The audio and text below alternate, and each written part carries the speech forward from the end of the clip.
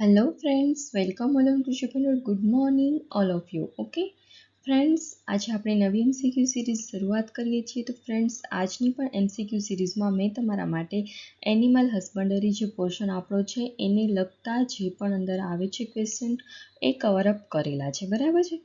તો ફ્રેન્ડ્સ, આપણે ગઈકાલના જે એમસીક્યુ સિરીઝ હતી એમાં પણ આપણે એક પર્ટિક્યુલર એક સબ્જેક્ટ વાઇઝ આપણે એમસીક્યુ સ્ટાર્ટ કરેલા છે. બરાબર છે?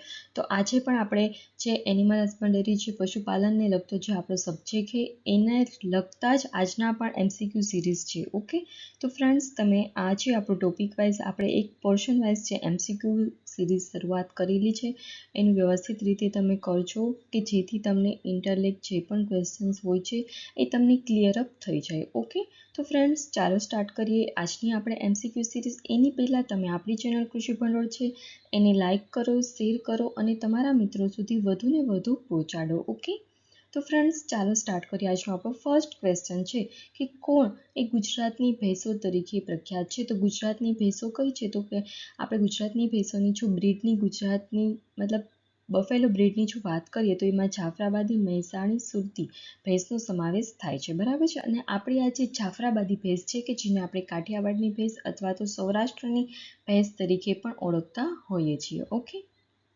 અને હા, આ બ્રીડનું જે પણ ભેંસોનું છે મતલબ બ્રીડવાળું જે છે બફેલો બ્રીડ અને કાવ બ્રીડ એનો લેક્ચર મેં તમારા માટે આપણી જે પ્લેલિસ્ટ છે એનિમલ હસબન્ડરીનું એમાં મૂકેલું છે. બરાબર છે? તો જે પણ વિદ્યાર્થી નવા હોય કે જેમને ના જોયો હોય તો તે તમે એ લેક્ચર જોઈ આવજો, કેમ કે એમાં તમને ડિટેલ્સમાં ઘણી વધુ ઇન્ફોર્મેશન મળી રહેશે. ઓકે,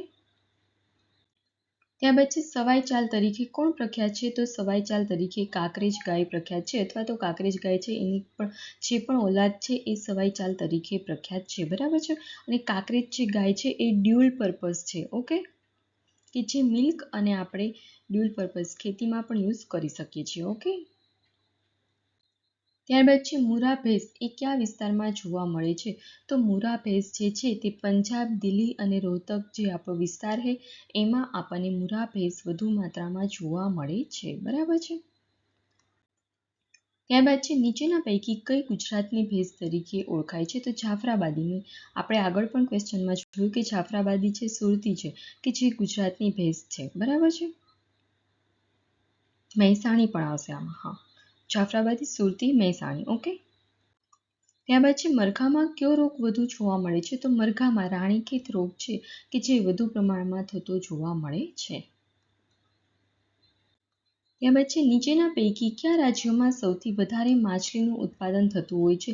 તો સૌથી વધુ જો માછલીનું આપણે પ્રોડક્શન થતું હોય તો તે ગુજરાતમાંથી થાય છે. અને તમને ખ્યાલ જ છે કે ગુજરાત કે જેની પાસે 1600 કિલોમીટરનો લાંબો દરિયાકાંઠો આવેલો છે. બરાબર છે? તો આપણો આ જે લાંબો દરિયાકાંઠો છે જે સૌથી મોટો દરિયા કિનારો છે બધા રાજ્યો કરતાં, એના લીધે આપણે જે માછલી છે એનું ઉત્પાદન સૌથી વધુ પ્રમાણમાં કરીએ છીએ. બરાબર છે? ત્યારબાદ છે બકરામાં ડીહોર્નિંગ એ ક્યારે કરવામાં આવે છે? તો બકરું હોય છે એનું ડીહોર્નિંગ એ 10 દિવસ જન્મે ત્યારથી 10 દિવસનું થાય એના અંદરમાં આપણે કરવામાં આવે છે. બરાબર છે? અથવા તો 10મા દિવસે કરવામાં આવે છે. મતલબ જન્મથી 10મા દિવસ સુધીમાં ડીહોર્નિંગ કરવામાં આવે છે. બરાબર છે? અથવા તો 10 દિવસની ઉંમરે કરવામાં આવે છે.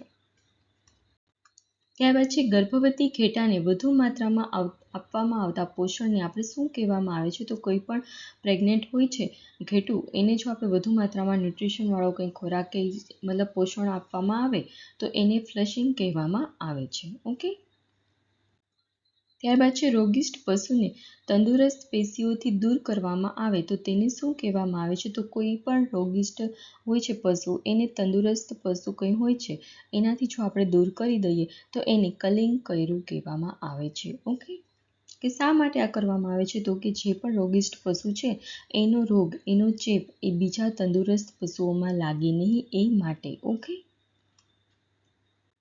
ત્યારબાદ છે કયા કાશ્મીરી બકરામાંથી સારા એવા પ્રમાણમાંથી ઊન મળે છે અને જેનો ઉપયોગ આપણે ગરમ કપડાં બનાવવામાં વધુ માત્રામાં કરતા હોય છે? તો પશ્મિના. એ પશ્મિના છે એ બકરું જે છે મતલબ બકરા છે એમાંથી સારા એવા પ્રમાણમાં આપણને ઊન મળતું હોય છે. બરાબર છે? અને એ ઊનનો ઉપયોગ આપણે કપડાં બનાવવામાં કરતા હોઈએ છીએ. ઓકે, ત્યારબાદ નેક્સ્ટ વિટામિન ડીની ખામીથી કયો રોગ થાય છે? તો વિટામિન ડીની ખામીથી રિકેટ્સ નામનો રોગ થાય છે અને આ જે રોગ છે એ હાડકાને લગતો રોગ છે, બરાબર છે. વિટામિન ડી આપણને સૌથી વધુ પ્રમાણમાં ક્યાંથી મળે છે? તો કે સૂર્યપ્રકાશમાંથી મળે છે. ઓકે, અને સૂર્યપ્રકાશમાંથી વિટામિન ડી સૌથી વધુ માત્રામાં મળતું હોય છે અને જો આપણે વિટામિન ડીની ઉણપ સર્જાય તો એના લીધે આપણને રિકેટ્સ નામનો રોગ થાય છે કે જેના લીધે આપણા જે હાડકાં હોય છે શરીરના એ ખૂબ જ નબળા પડી જતા હોય છે, બરાબર છે. અને જ્યાં પણ સનલાઇટની ખૂબ અભાવ જોવા મળતો હોય છે, ફોર એક્ઝામ્પલ આપણે વાત કરીએ કેનેડા કે જ્યાં ખૂબ જ કહેવાય ને સનલાઇટ આવતી હોતી નથી, મતલબ સનલાઇટ જ જોવા નહીં મળતી હોતી, એવા જે પણ કન્ટ્રીઝ હોય છે કે જ્યાં સૂર્યપ્રકાશનો અભાવ હોય છે ત્યાં વિટામિન ડી છે એની ખામી સૌથી વધુ પ્રમાણમાં જોવા મળે છે, બરાબર છે. અને જો આપણે કેનેડાની વાત કરીએ તો ત્યાં જે પણ લોકો રહેતા હોય છે મોસ્ટલી એ વિટામિન ડી છે જે સપ્લિમેન્ટ તરીકે યુઝ કરતા હોય છે, બરાબર છે.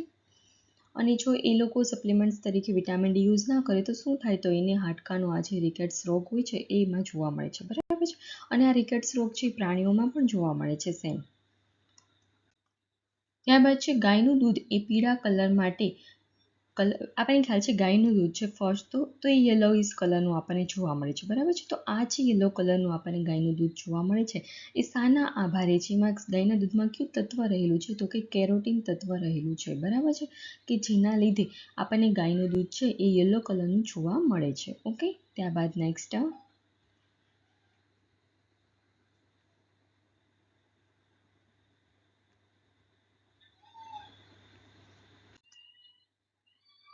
દૂધમાં રહેલ કાર્બોહાઈડ્રેટ્સ અને સુગરની માત્રાને શું કહેવામાં આવે છે? તો દૂધમાં જે કાર્બોહાઈડ્રેટ્સ અને સુગર જે રહેલું છે એને આપણે લેક્ટોઝ તરીકે ઓળખતા હોઈએ છીએ. ઓકે, ત્યારબાદ નેક્સ્ટ દૂધમાં રહેલ ફેટ એ કયા સ્વરૂપમાં હોય છે? તો દૂધમાં આપણને જે ફેટ રહેલું હોય છે તે ઇમલ્શનના સ્વરૂપમાં જોવા મળે છે. ત્યારબાદ લાસ્ટ ક્વેશ્ચન, દૂધમાં હાજર પ્રોટીનના પ્રમાણને આપણે કયા સ્વરૂપમાં હોય છે? તો દૂધમાં જે પણ પ્રોટીનનું પ્રમાણ રહેલું છે એ કોલોઇડલના સ્વરૂપમાં હોય છે. પ્રોટીન છે એ કોલોઇડલના સ્વરૂપમાં હોય છે અને જ્યારે આપણે ફેટ હોય છે એ ઇમલ્શનના સ્વરૂપમાં જોવા મળે છે દૂધમાં. ઓકે, તો ફ્રેન્ડ્સ આજની આપણી એમસીક્યુ સિરીઝ છે એ ખતમ થાય છે. આપણે ફરી મળીશું નવા એમસીક્યુ સિરીઝમાં. ત્યાં સુધી તમે આપણી ચેનલ કૃષિ ભંડોળ છે એને લાઇક કરો, શેર કરો અને સબસ્ક્રાઈબ કરો. ઓકે, તો ફ્રેન્ડ્સ આજનો આપણો બીજો એવો કન્ટિન્યુ દિવસ છે કે જેમાં પશુપાલનની સિરીઝને લગતા ક્વેશ્ચન્સ તમારા માટે અમે લઈને આવ્યા છીએ, બરાબર છે. તો હવે આવતીકાલે અમે કંઈક બીજા ક્વેશ્ચન્સ લઈને આવશું કેમ કે અમને ખ્યાલ છે તમને જો અમે પશુપાલનના જ કન્ટિન્યુ 4 થી 5 દિવસ સુધી ક્વેશ્ચન્સ આપશું તો તમે બોર થઈ જશો. ઓકે, તો આપણે નેક્સ્ટ આવતા દિવસે મતલબ આવતીકાલે આપણે બીજા એમસીક્યુ સાથે હાજર હશું કે બીજો ટોપિક ગમે તે અમે લઈને આવશું. ઓકે, તો ફ્રેન્ડ્સ થેન્ક યુ.